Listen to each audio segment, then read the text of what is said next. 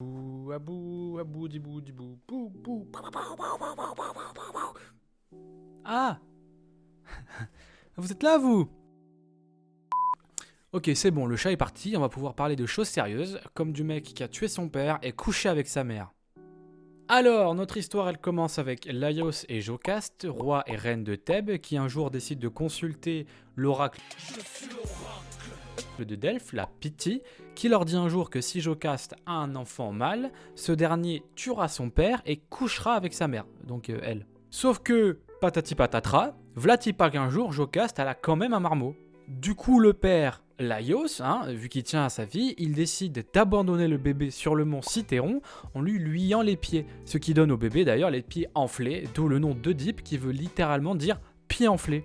Sa vie, elle démarre du feu de Dieu au gamin. Bref, le gamin il est récupéré par un fermier corinthien, donc un habitant de la Corinthe, ça va, vous suivez toujours. Et là, comme par hasard, le roi et la reine de Corinthe, ils n'arrivent pas à avoir d'enfants et ils décident donc d'adopter Édipe. Donc Édipe ça va, lui il grandit plutôt bien, une belle enfance, il joue aux cartes Pokémon. Sauf qu'à un moment, Édipe il pose Dracofeu X sur le terrain, l'autre en face il a le mort. Il dit à Édipe que c'est un enfant adopté. Je vois pas le problème, moi mon grand frère il me le répétait souvent. Et donc toute cette histoire d'adoption là, ça tracasse un peu Édipe. Du coup, il se barre à Delphes pour rencontrer l'oracle, donc la Pythie, et elle lui dit la même chose qu'elle avait dit à ses parents biologiques, qu'il allait tuer son père et faire beaucoup de gros câlins à sa maman. Donc Édipe il se casse, il veut pas rentrer à Corinthe de peur de réaliser la prophétie, parce que lui, il sait toujours pas que c'est pas ses parents biologiques. Donc il roule, et à un moment il croise un mec avec sa charrette qui veut pas le laisser passer à un croisement, une embrouille de parisiens quoi. Sauf qu'il va buter tout le monde. C'est plus un corse Édipe en fait. Et dans le tas, il y avait qui? Je vous laisse deviner. Laios, son père, c'est bien, il y en a qui suivent. Alors, petite parenthèse, finalement, il bute pas tout le monde, il laisse un homme en vie, ce qui aura son importance dans la pièce de théâtre. Donc, notre cher Édipe, fort et revigoré du sang de quelques innocents, il continue sa route et arrive à Thèbes et tombe nez à nez face à un monstre qui terrorise la ville depuis fort longtemps, la Sphinge ou le Sphinx si vous préférez. Descends de ce sphinx! Pour vaincre le monstre, il suffit de répondre à son énigme, vous la connaissez tous, c'est quel être a 4 pattes le matin, 2 pattes le midi et 3 pattes le soir. Édipe lui y répond l'homme et Ah oui, oui, oui, oui, oui, oui, oui! tada! La ville est sauvée. Comme quoi, fallait juste pas être con. Donc là, la foule est en liesse, tout le monde prend Édipe en héros et du coup, puisqu'il a libéré Thèbes, on lui offre le trône. Donc il devient roi, donc il épouse la reine, Jocaste, sa maman, qui ne le reconnaît pas évidemment. Alors Édipe il lui fait plein de gros câlins, plusieurs fois même, ce qui déjà accomplit la deuxième partie de l'oracle, l'inceste avec sa mère, et aussi donnera naissance à 4 marmots qui auront tous une importance. Polynice, Éthéocle, Ismène et bien sûr Antigone. Mais un grand mal s'abat sur Thèbes, souvent représenté par une épidémie de peste. Bah ouais, Édipe il a fait des choses pas bien jojo, du coup les dieux ils lui en foutent plein la tronche.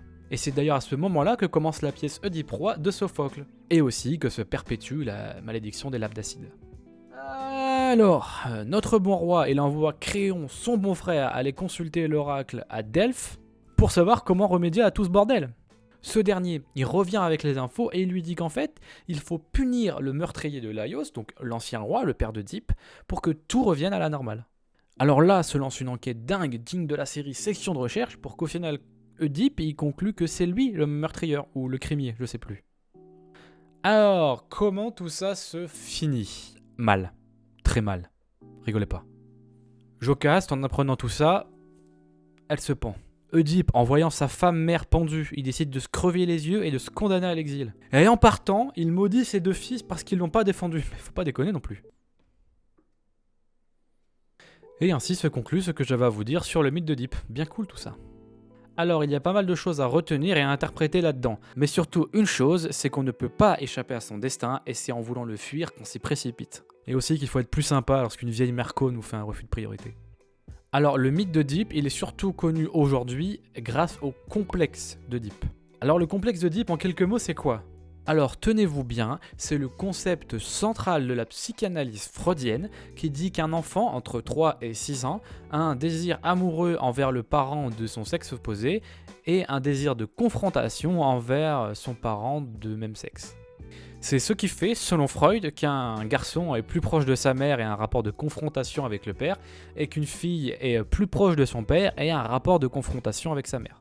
Je ne m'étends pas là-dessus, car je trouve que la psychanalyse est une pseudo-science frauduleuse pratiquée par des charlatans. Mais voilà, il me semblait pertinent de vous en parler. Voilà, la vidéo est à présent terminée, j'espère qu'elle vous a plu. Si c'est le cas, n'hésitez pas à commenter, à liker ou à partager. Vraiment, c'est super important. Merci à tous, passez une bonne journée, une bonne soirée, bref, un agréable moment. Mais surtout, n'oubliez pas de ne pas abandonner votre bébé en pleine nature. Ciao.